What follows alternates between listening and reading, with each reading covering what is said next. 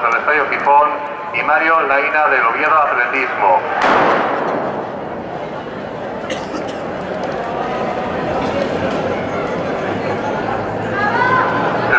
Masculino de veteranos, primero Julio César Álvarez, Universidad de Oviedo, 9748, segundo Raúl Geijo del Canguro, 91765.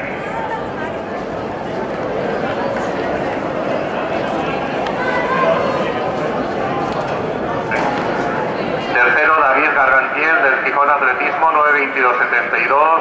Cuarto, Mariano Fernández del Gijón Atletismo, 93434. Quinto, Gerardo Santurio del Gijón Atletismo, 94525. Sexto, Servando Fernández del Tineo Atletismo, 95693. Séptimo, Gregorio Murciano de la Electrónica Rato, 10353. Octavo, Ignacio Villar del Tineo Atletismo, 102018. Noveno, José Manuel Fernández del Occidente Navia, 103013. Décimo, Isaac del Valle del Piloña Deportes, 103946. Décimo primero, José Luis González del Piloña Deportes, 105343. Décimo segundo, Rafael Área del Atletismo Ocle, 134593.